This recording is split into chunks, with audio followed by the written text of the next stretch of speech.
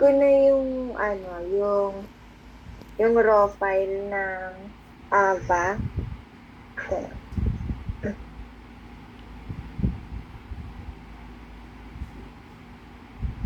Ito. Na-download ko na rin yung sa for removal tsaka yung sa manually add.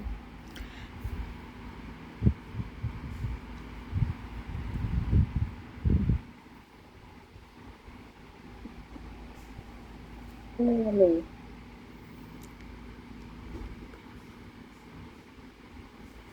Ipo-format muna natin. Characters. Tapos i-general. And i-delete lang natin yung tatlong huli na nasa column.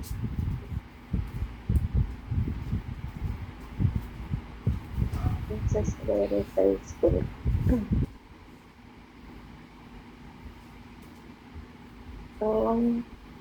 Tatlong, ito, 1, 2, 3, ito, tatlo. Delete lang. Tapos dito sa Y, dapat walang nakalagay dyan sa Y kasi ilalagay natin yung IPS node.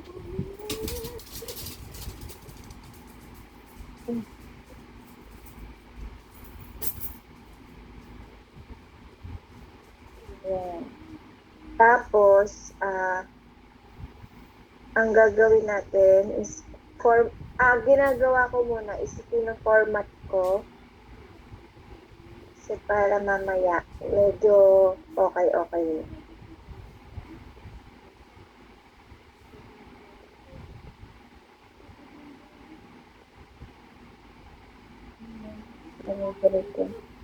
Tapos, yung dinownload natin kanina na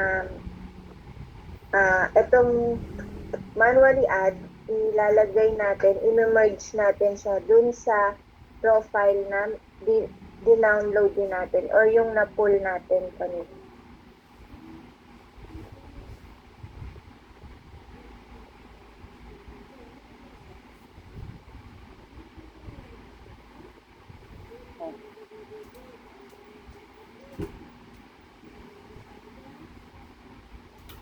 Copy lang. Tapos paste natin dito sa na-pull natin kanina.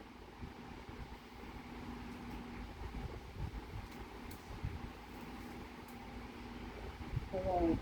Tapos, sabi dito sa copy na natin, aalisin natin yung business unit, yung letter P, dito sa pinis natin na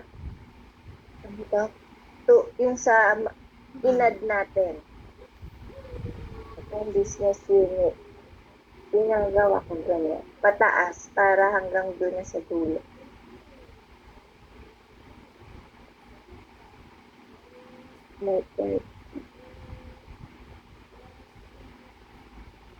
Ayan. Tapos, delete lang. Select. Ayan. Para magpantay-pantay siya doon sa kinuha natin or na-pull natin na reports ng AVA na pangayon. Then, delete lang natin to. Ayan. Tapos, ang next naman natin na gagawin is yung mga i-filter natin yung mga manually add. Ayan, ganito lang yung ginagawa. Mag-a-add lang tayo ng mag-insert lang tayo. Tapos, open natin yung close ko lang to.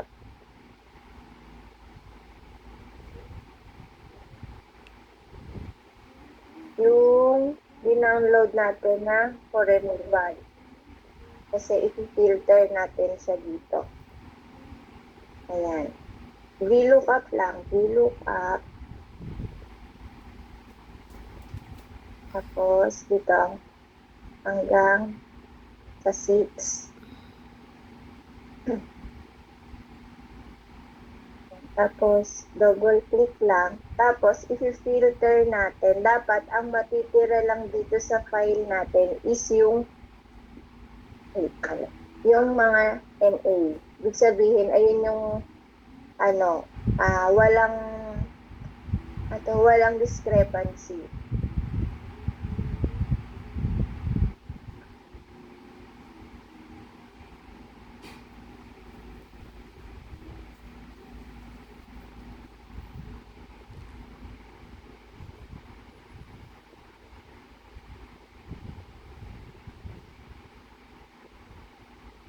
Uncheck lang natin tong NA para ang lumabas muna is yung may mga notes. Tapos, i-delete lang natin sila. Delete. Tapos, clear lang natin yung filter. Then, check natin kung NA lang talaga yung natira. So, ayan. NA lang yung natira. Pwede na natin tong i-delete. Ayan. Tapos, ayusin lang natin yung dito sa dates. Unfilter lang natin. Gawin natin short date.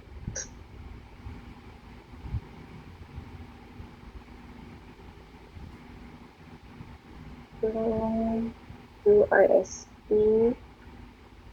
Ang natin short date. Tapos, isa-isahin na natin siya yung sa data. Yung text to columns.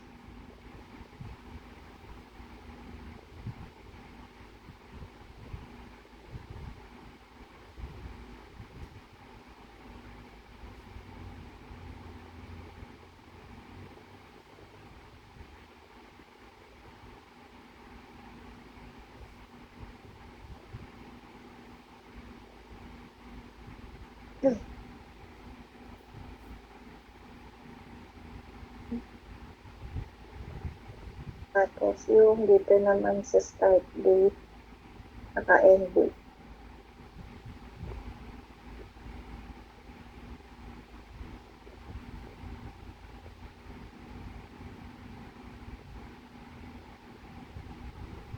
Ayan. Tapos, ang next naman natin na gagawin is i-check yung email ni Kuya. Simulan muna natin dito sa isang attachment.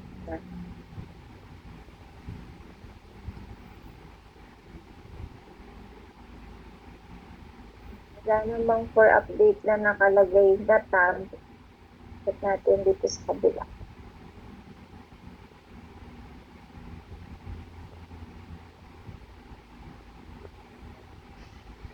Ito, for update.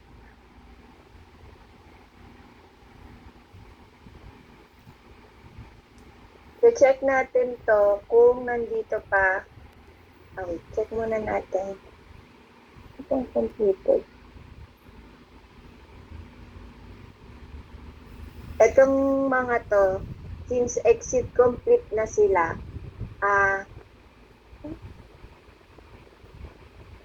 i-check natin, dapat wala na to sa file na nakuha natin or na-pull natin.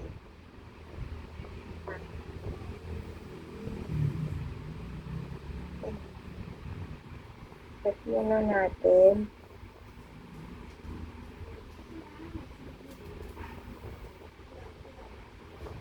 Wala na. Wait. Return repositories. Repositories.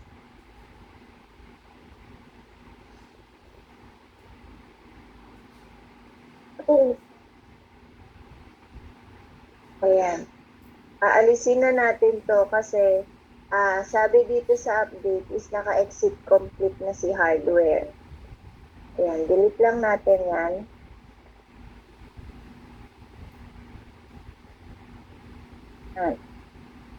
Tapos,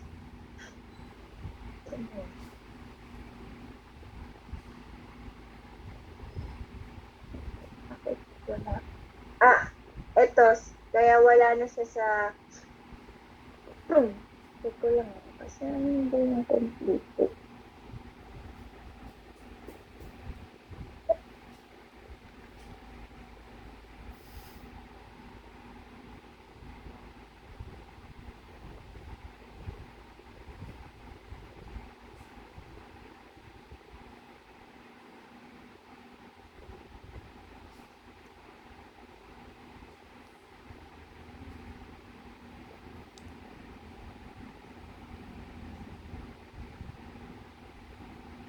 Ayan, exit complete na siya.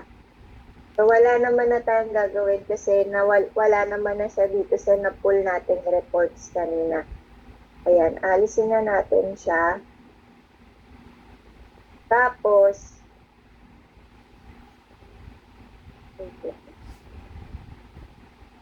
ayan, dito sa email kasi ni Kuya Jerbs, dito sa lagi natin itong i-check yung, di ba, yung ito lang yung nakikita natin. So, ibababa lang natin. Tapos, i-check natin itong discrepancy. Dito ako nalilito. Yan. Sabi dito, date hardware return is earlier than date hardware exit start date. Sabi ni Dobbs, ito daw mga to is ilalagay natin doon sa for removal. Kaso, i-call ko na lang si Dobbs kasi nalilito rin ako para lahat tayo, nag-gets. Wait lang. Kala ko para lahat tayo malito. Oo, para kasama siya. So, aalisin daw natin tong mga aalisin natin tong mga EID na to sa file. sa Okay. file. Kasi ang status naman niya is, yung mga hardware status naman niya is mga naka-exit complete. Pero itong exit in progress, wait.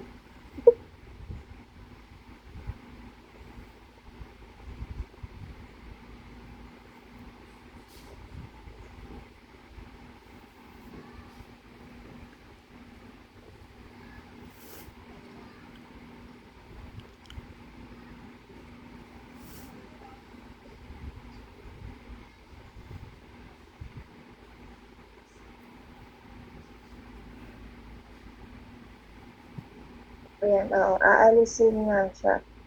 Pero dapat ang status niya is mga complete na. Ang tagal mo kasi nagubili.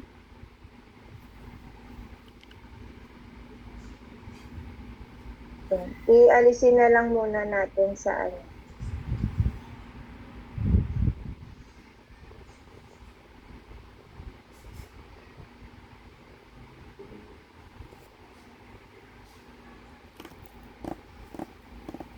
Hindi pala dapat i-delete.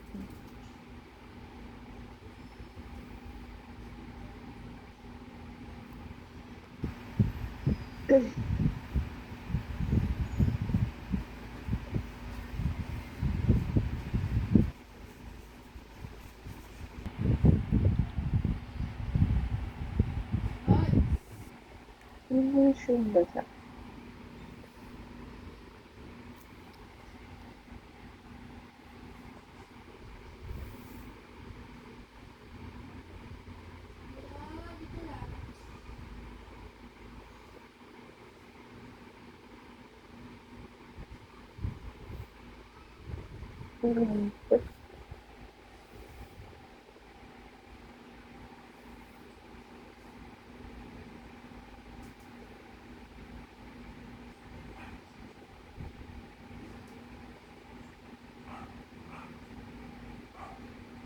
Sampo. Okay. Wait lang.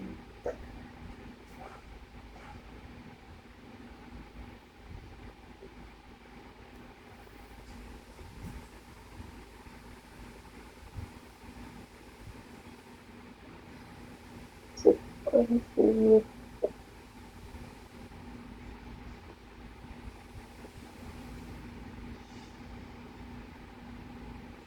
Data hardware return 6-1.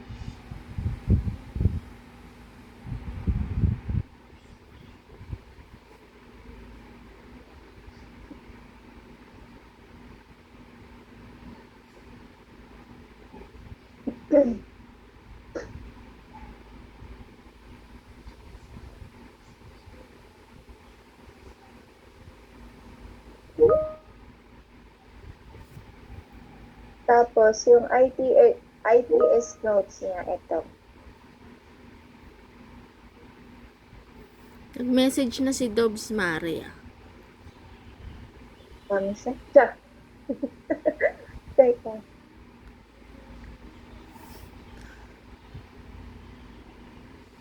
Ano ba?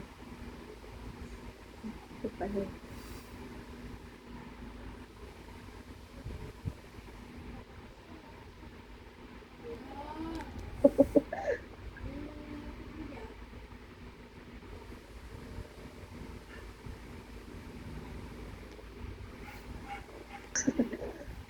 Ako may kausap ka.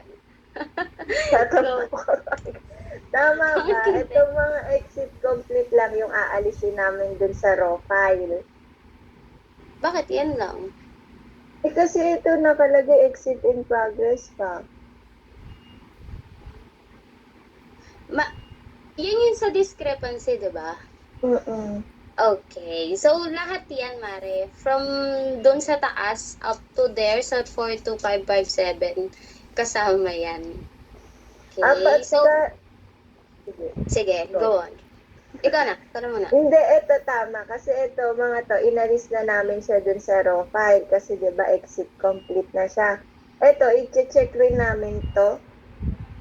Mare, kasi ang discrepancy sa part na yan, ayan, yung naka-bullet, which is yung date hardware exit started is, missing. So, regardless kung naka-exit in progress siya, ang hinahanap kasi dyan, yung exit started date nga, which is naka-blank. Pero i-check mo pa rin kung may laman. Kasi kung may laman, kahit hindi mo na siya tanggalin or ilagay dun sa sa mismong file natin ng for removal. Bali, i-check ko muna. Hindi ko kasi mag-gets, di ba kasi ito kaya... Mare, Sige, sorry. go. Yan yung part. 'Di ba dalawa yung bullet? Dalawa yung discrepancy dyan. Ayan, yung part naman na yan, date hardware return is earlier. Kaya nagkaroon siya ng discrepancy kasi hindi nga pwede or hindi applicable yung part na mas maaga yung return date kaysa kay exit started. Yung isa naman, yung pangalawang bullet, which is yung merong tatlong assignment ID, ang missing naman doon is yung exit started date. So, kaya siya part ng discrepancy. Ngayon, sa raw file kasi, kasama pa yung mga yan kung i-check mo siya. So, ang discrepancy kasi, papasok yan dun sa for removal na file natin. Sige, open mo yan, Mare, para mas ma-explain ko din. So, open mo yung sa for removal natin na file.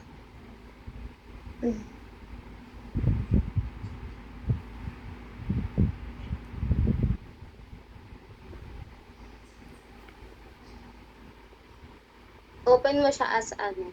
Ito yung Sa- ano... Ay, sorry. Eh, sige, Mare. Nag-explain ko wala. Sige.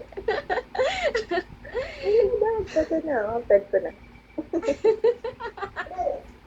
Sorry na. Ate Karin, normal to. Hi, ate. Hi, Jenny. Normal ba Tapos to? yung mga naka-exit complete na, yung ito, yung unang discrepancy na ito, yung sa date hardware exit. Inalis na rin namin siya doon sa sa raw file. Okay.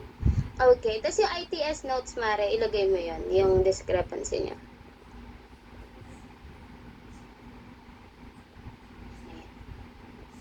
Tapos hindi ko kasi Tapos? mag-gets yung doon sa yung sa naka-exit in progress. Kasi kapag ganito mga naka-exit complete, alam kong aalisin na dapat siya doon sa sa file. Pero hindi Yung ko siya... tatlo ba na assignment ID? Oo. Oo. Iba kasi yung discrepancy nun, Mare. Doon yun sa So, part ng depende started. pa rin siya sa discrepancy. Yes. Tapos ililag mo pa rin siya. Kasi nga, discrepancy siya. Magkakaiba kasi yung type ng discrepancy Wait. nila. Ilalag ko siya dun sa for removal, pero hindi ko siya aalisin sa raw file? Tatanggalin mo siya, Mare. Kasi ano yan eh, yung started date niya nga is missing. Basta lahat ng nandito sa discrepancy, inaalis Oo, sa raw basta file, under tapos ilalag discrepancy. siya sa ilalag siya sa, doon sa For file. removal. Mm-mm. Kahit hindi siya nakakomplete. Yes, Mare. Nalilito kasi ako dun sa exit complete penny. Ayan, aalisin din siya. Tapos ito ba yung i-inform sila kuya na inalis ganyan? Oo, yes, Mare. Kasama yan sa email Dobs, mo. bakit nga inalis? Hindi ko magets yung part na yon. Sorry. Kasi, Mare, ano siya, tawag doon? Bakit Discrepancy. nga ba yung naalis?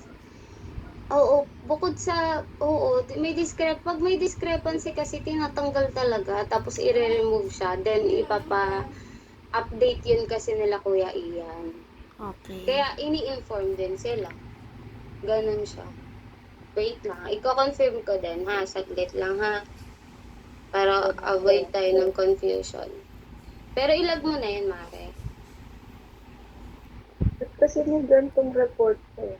Avanad na ITS, kapag may discrepancy, lahat ng exit complete, EN complete, basta under ng discrepancy, ilalag or ilalagay natin as additional dun sa for removal. Ngayon, yung sa raw file, which is yung, tawag dun, yung report natin for today, i-remove natin yun lahat, yung mga exit complete and EN complete na under doon sa discrepancy. Ngayon, yung mga nakahang ng exit in progress at saka enablement in progress, tapos under discrepancy siya, FYI lang natin yun kala Kuya Ian or kapag nag-reply na tayo dun sa email as magpapa-upload na tayo, isasama natin siya sa body ng email saying na FYI, kung sino man yung pwede si Kuya Ian, Jerbs, or si Ate Labs kasi kapag nag-i-email ako pabalik sa kanila ng mga discrepancy tapos nakahang pa ng exit in prog at saka EN in prog, yun lang yung ina-FYI ko sa kanila. Silang tatlo. Tapos, kasama pa rin siya dun sa raw file natin for today. Okay. Basta hindi pa siya complete. Oo. FYI lang siya kasi yan, naka-in-progress. Kasi yung processor mismo, kung sino man yung naka-assign dyan sa mga assignment ID na yan, sila yung mag-update. Ipapa-update yun ng workflows. O kung sino man yung sumipag sa kanilang magpa-upload or magpa-update.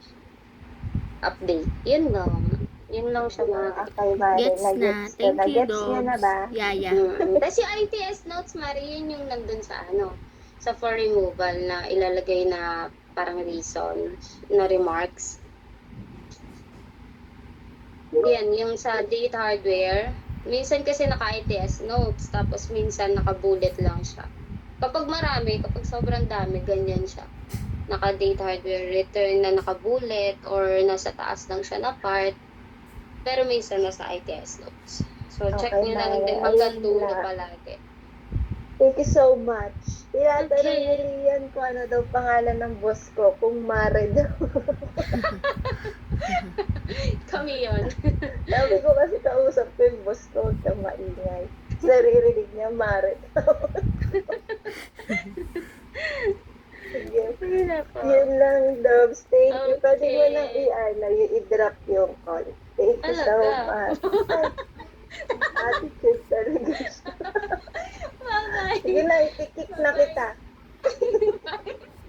Good luck, guys. So, Thank you, Dobs. Okay.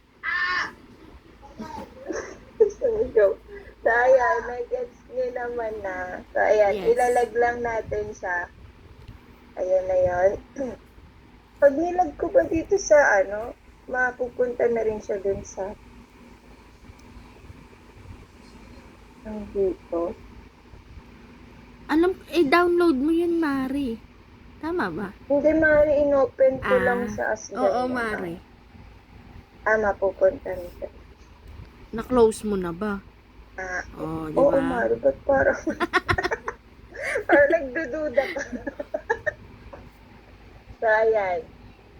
Copy ko lang yan kasi ilalagay daw natin yan dun sa kung saan man. Sa email. Yung RJ pa yun.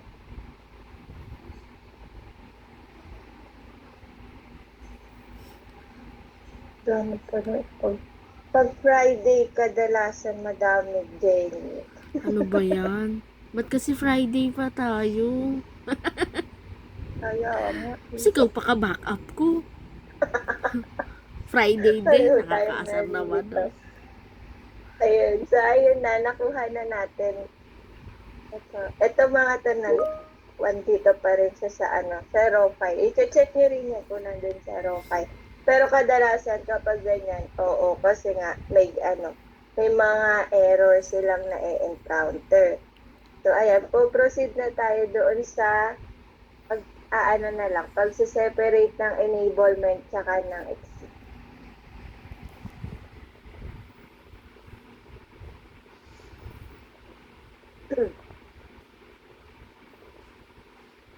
Enablement. Balik tayo dito sa una.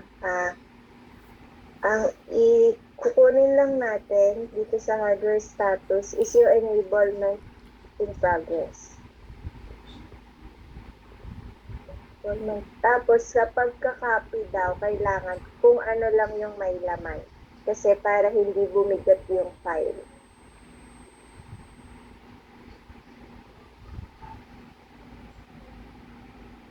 Ayan. Tapos,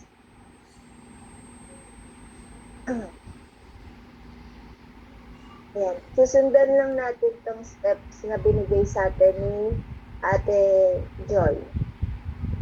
Ayan, sa E2, split, dito sa view, split, tapos freeze pane, tapos balik tayo sa home, custom sort, custom sort,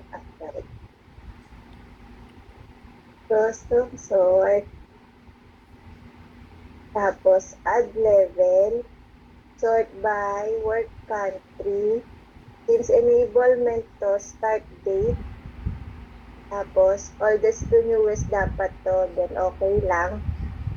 Ayan. Tapos, ang next na i-check is yung letter Q. Date hardware requested. Dapat wala siyang future dated ng mga nandito. Yan, June 5. Ayun na. I-highlight na natin para ma-resize yung mga cells. Yan. Tapos, i-remove lang natin yung grid lines. Ayun na. Tapos na tayo sa enablement. Dito naman tayo sa exit.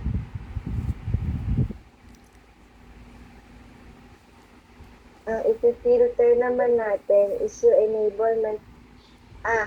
Exit in progress. Tapos, i-copy lang.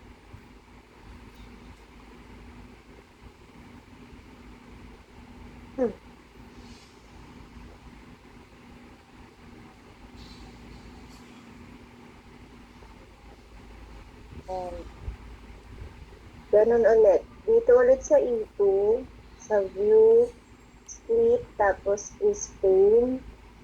Tapos, balik ulit tayo sa home. Dito naman sa custom sort, add level, sort by work country. Ito namang exit is dito sa end date. Then, oldest to newest, then okay lang. Tapos, dito naman sa exit tab, ang i-check natin is sa column S kung may future dated. Pero since doon nga sa discrepancy, merong nakita. So, meron to. Meron siya. I mean, hindi siya future dated, wala lang pala siyang mga dates. So, ayan, ito, wala siyang future dated na exit. Tapos, dito naman sa QR, i-check rin natin. Ito naman, i-highlight niya siya lahat. Ayan. Tapos, Control G, special, tapos itong blanks. Then, okay. Maseselect yan lahat ng mga naka-blanco. Tapos, lalagyan lang natin siya ng word na clean up ongoing. Dito niya siya ilalagay sa formula bar. Ayan, formula bar. Tapos, control, enter. Ayan. Tapos, lahat na, check natin. Ayan. Ito. Ayan, clean up ongoing. Tapos, ang next natin na gagawin is yung, yung i-highlight. I-resize lang natin. Tapos, aalisin yung grid lines. Ayan. Tapos, okay na yon. Balik ulit tayo dito sa raw file. Tapos, alisin natin yung filter. Control A. Tapos, insert. Itong table na to.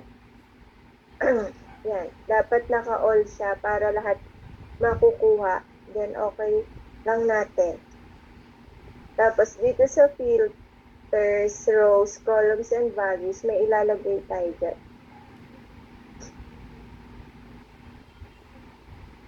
Ito. Sa rows, ang ilalagay natin is yung word country and closest AVA accenture. Word country, saka closest AVA accenture. Dito naman sa columns and values, yung hardware status. And values. So, ayan. Ayan na yung natin, yung table. Itong row labels, lalagay lang natin is country. Tapos, yung design is itong medium na number 9. Ayan. Tapos, i-check lang natin kung tally yung mga na-filter natin. Saka to. 249 sa enablement. Ayan, 249. Tapos, dito naman sa exit, 958.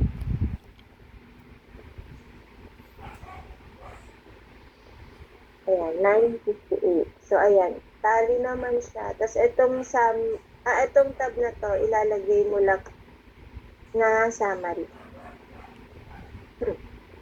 Tapos, ang ginagawa ko kasi, ayan, sorry. Meron pa pala, aalisin niyo ulit yung grid lines. Tapos, sabi, kailangan is naka-10. Ayan, size 10.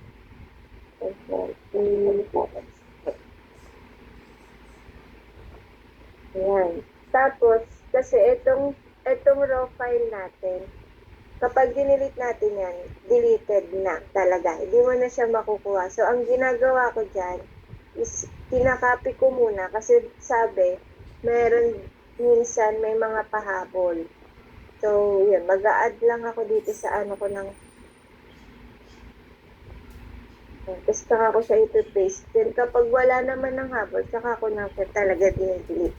Para lang sure. Kasi uulit na naman tayo sa mga kapag hindi natin na. Ayan. Tapos, dito naman sa natin, pwede na natin siyang i-delete. Delete. Ayan. Pwede na natin siyang i-save. Sa pag-save, hindi naman na natin siya kailangan naka-binary. Yan, workbook lang. Tapos, pag nag-save tayo, ang file name is yung sa dulo, year, tapos month, tapos day. Year, month, tsaka day. Ayan, save lang natin.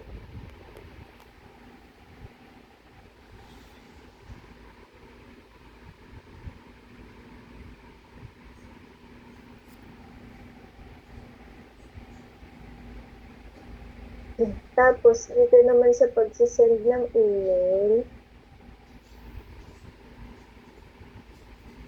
pwede na tayong mag-reply all. I-delete lang natin itong date. Gagawin natin today. Tapos, efektihin ko lang ito.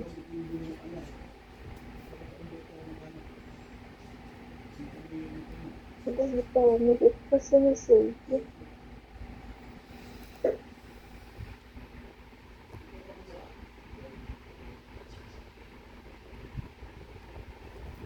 Teka. Ay, ito ba?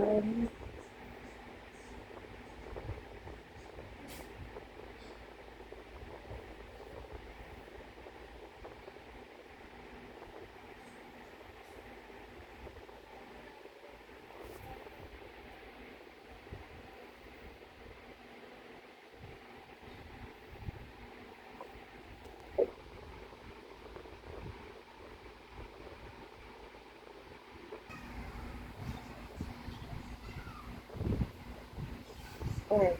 Ganyan lang siya. Tapos, yung signature.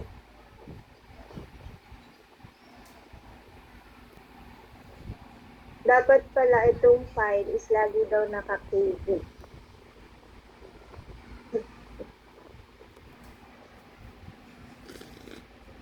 Kaya pwede na natin siyang i-send.